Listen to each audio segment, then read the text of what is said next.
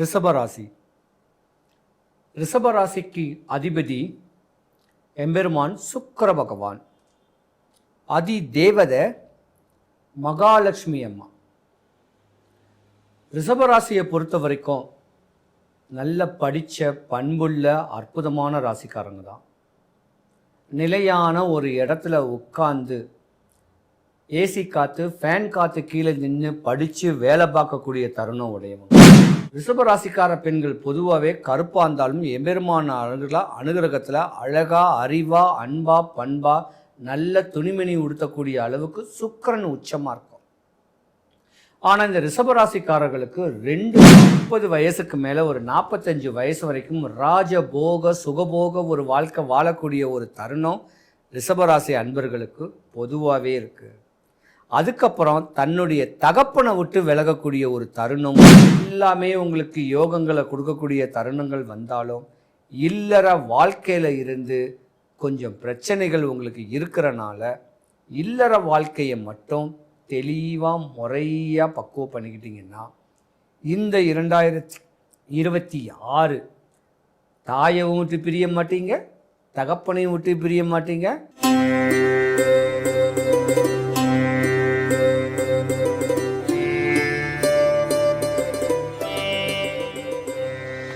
(2026) சித்திர மாதம் தமிழ் வருடப்பிறப்புக்கு பின்பு மேச ராசி முதல் மீன ராசி வரைக்கும் உங்களுடைய இரத்த சம்பந்தப்பட்ட உறவு ஒன்று பிரிய போகுது. கவனம் தேவை 12 ராசிக்காரர்களும். ரிஷபராசி. ரிஷபராசிக்கு அதிபதி எம்பெருமான் சுக்கிர பகவான். அதி தேவதை மகாலட்சுமி அம்மா. ரிஷபராசியை பொறுத்த வரைக்கும் நல்ல படித்த பண்புள்ள அற்புதமான ராசிக்காரங்க தான். நிலையான ஒரு இடத்துல உட்கார்ந்து ஏசி காற்று ஃபேன் காற்று கீழே நின்று படித்து வேலை பார்க்கக்கூடிய தருணம் உடையவங்க. அலைஞ்சி திரிஞ்சு கல் மண்ணு சுமக்கக்கூடிய தருணங்கள்லாம் இருக்காது. அலையாமல் உட்கார்ந்த இடத்துலேருந்தே வேலை பார்க்கக்கூடிய தருணம் உண்டு. நிறைய படித்த ஜாதகமாக இருக்கும். அரசியலில் பிரவேசம் பண்ணுன்னு சொல்லக்கூடிய ஆதங்கங்கள் இருக்கும். சொந்த தொழில் பண்ணணுன்னு சொல்லக்கூடிய தருணங்களும் உங்கள் ராசியில் நிறையாவே இருக்கும். இப்படியாப்பட்ட ஒரு ராசிக்காரர்களுக்கு ஆணாக பிறந்தீங்கன்னா கால தாமதமாக தான் திருமணம் நடக்கும். காதல்னு ஒன்று பண்ணும்போது அது ஃப்ளாப் ஆகி புத்தி பேதலிப்பு வரக்கூடிய ஒரு தருணம் ஒரு குறிப்பிட்ட கால வயசு 23 வயசு வரைக்கும் இருக்குது. ஏன்னா 23 வயசுக்கு மேலே உங்களுக்கு ராகு மகாதசை நடக்க ஆரம்பிக்கும். ராகு மகாதசை முடிஞ்சு குரு தசையில் தான் நீங்கள் தொட்டது உங்களுடைய ஃபேஸ் வேல்யூ எல்லாமே பிரதிபலிக்கக்கூடிய ஒரு தருணம் உண்டு. ஆனால் ரிஷபராசிக்கார பெண்கள் தான் பாவம். ரிஷபராசிக்கார பெண்கள் பொதுவாகவே கருப்பாக இருந்தாலும் எம்பெருமான அனுகிரகத்தில் அழகாக அறிவாக அன்பாக பண்பாக நல்ல துணிமணி உடுத்தக்கூடிய அளவுக்கு சுக்கிரன் உச்சமாக இருக்கும். ஆனால் இந்த ரிஷபராசிக்காரர்களுக்கு 2 தாரம். தாரம் படிச்சுக்கிட்டு இருக்கும் போதோ காலேஜ் படிக்கும் போதோ ஆசை பாச அன்பா பண்பா அனுசரணையாக ஒரு காதல் பண்ணுவீங்க. அந்த காதல் ஃப்ளாப் ஆகிடும் 70%. அதிலேயே விரக்தி ஆகக்கூடிய ஒரு தருணமும் உண்டு. பல பேருக்கு கல்யாணங்கள் பேச்சு வச்சுட்டு நிச்சயதார்த்தம் ஆகிறதுக்கு முன்ன கூட ஃப்ளாப் ஆகும். பல பேருக்கு கல்யாணம் நடந்த உடனே கணவன் மனைவி பிரிவாங்க. மனைவியை விட்டு கணவன் பிரிஞ்சிருவாங்க. ஏன்னா தீராத நாக தோஷம் உங்களுக்கு ஒரு 27-29 வயசு வரைக்கும் இருக்கும். அந்த நேரத்தில் கல்யாண காட்சிகள் பண்ணிங்கன்னா இந்த மாதிரியான ஒரு தொந்தரவுக்கு ஆள்படுவீங்க. அப்போ ரிஷபராசிக்கார பெண்கள் கால தாமதமாக தான் திருமணம் பண்ணணும். இல்லை ஒரு ஜாதகர்கிட்ட உங்கள் ஜாதகத்தை ஒரு ஜோதிடர்கிட்ட கொடுத்து உங்கள் ஜாதகத்துக்கு வரக்கூடிய பலன்களை ஏன் எங்களுக்கு இந்த மாதிரி கஷ்டம், படிச்சுட்டு நல்ல வேலை கிடைக்குமா, திருமணம் எப்படி நடக்குங்கிறத பார்த்து அவர் சொல்லக்கூடிய வழிமுறைகளை பக்குவம் பண்ணிக்கிட்டிங்கன்னா 2 தாரத்து தோஷத்துலேருந்து விடுபடலாம்.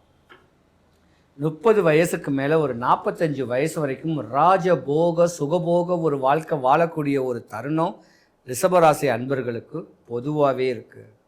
அதுக்கப்புறம் தன்னுடைய தகப்பனை விட்டு விலகக்கூடிய ஒரு தருணம் வரும்.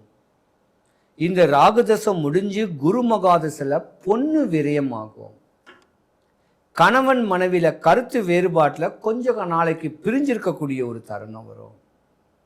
40 வயசுக்கு மேலே தன்னுடைய அப்பாவை விட்டு இப்போ அப்பாவை பிரியக்கூடிய ஒரு தருணமும் ரிஷபராசி அன்பர்களுக்கு உண்டு. ஆனால் தொழிலில் சொந்த தொழிலில் மேன்மை அடையணும், லாபம் வரணும்னு சொந்த தொழிலுக்காக கஷ்டப்படக்கூடிய தருணம் உண்டு. நிறைய பேர் துணிக்கடை, ப்ரொவிஷன் ஸ்டோர்ஸு, ஜுவல்லரி மார்ட்ஸு இந்த மாதிரியான ஒரு தொழிலில் தான் மேன்மையாக தன்னையே அர்ப்பணிக்கக்கூடிய தருணம் உண்டு. ரிஷபராசியை பொறுத்த வரைக்கும் பெண்கள் தான் பாவம். பெண்களுடைய மனநிலை தான் பாதிக்கும். தன்னுடைய அழகு துஷ்பிரயோகங்கள் பண்ணக்கூடிய ஒரு தருணங்கள் வரும். தான் ஒரு டாக்டராக ஆகணும் படிக்கணும்னு சொல்லி டீனேஜில் அந்த 11ஆம் கிளாஸு 12ஆம் கிளாஸ் படித்த உடனே டாக்டருக்கு படிக்கக்கூடிய படிப்புக்கு பொருளாதாரம் மேற்படக்கூட பணம் இருக்காது.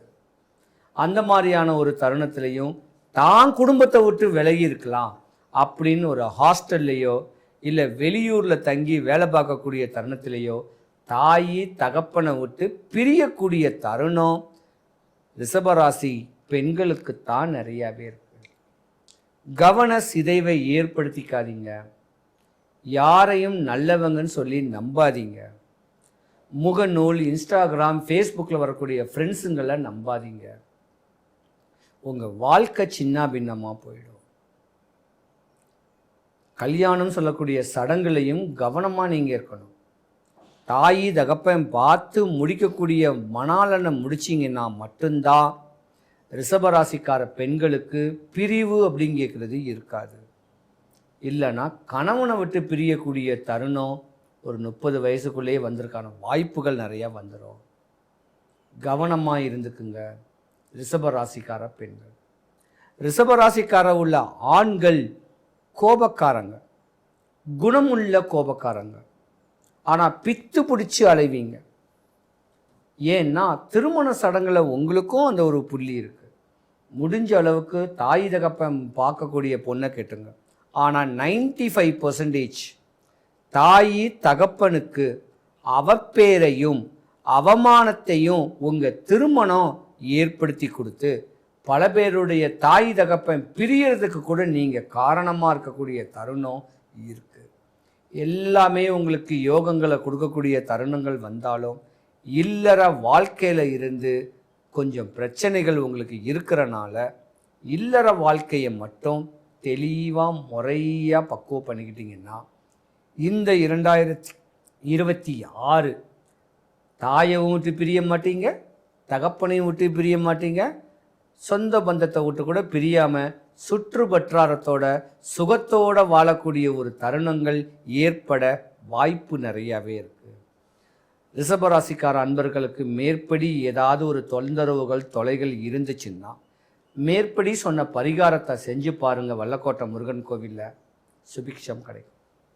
ரிஷபராசி அன்பர்கள் அனைவருக்கும் சுபிக்ஷம், ஐஸ்வர்யம், கடாட்சியம் கிடைக்க எம்பெருமான் வல்லக்கோட்டை முருகனுடைய அருளாட்சி உங்களுக்கு பரிபூர்ணமாக கிடைக்க இறைவனை நான் பிரார்த்திக்கிறேன். சிவாய நம. குடும்பத்தில் ஒற்றுமையா எல்லாருமே இருக்கிறதுக்கும் எந்த விரயங்களும் ஆகாமல் இருக்க இந்த ஒரு சின்ன ஒரு பரிகாரத்தை பண்ணிங்கன்னா யாருக்கும் எந்த குறையும் வராது. சென்னை தாம்பரத்துக்கு மிக அருகில் இருக்கக்கூடிய வல்லக்கோட்டை முருகன் கோவில். இந்த கோயிலுக்கு ஒரு 5 வாரம் வரேன்னு வேண்டிக்கிங்க. வாரம் போகிறதுக்கு முன்ன ஒரே ஒரு சேவல் வாங்கி உங்கள் வீட்டு வாசலில் கட்டி போட்டு தீனி போடுங்க. 5ஆவது வாரம் அந்த சேவலை எடுத்துட்டு கோயிலுக்கு கொண்டு போயிட்டு கோயில் அதிகாரிகள் கிட்டையாவது கோயில் குருக்கள் கிட்டையாவது கேட்டு நான் இந்த மாதிரியான ஒரு பரிகாரத்தை இந்த கோயிலுக்கு இந்த சேவலை நியமிச்சு விடுறேன் அப்படின்னு கேட்டிங்கன்னா அவங்க ஒரு வழிபாடை ஒன்று சொல்லுவாங்க.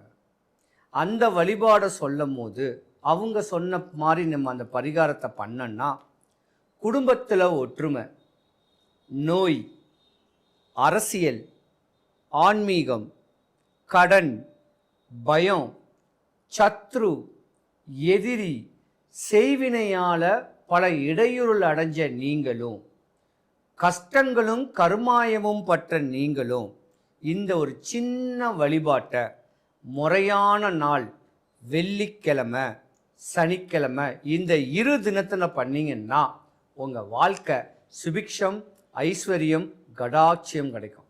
சிவாய நமः.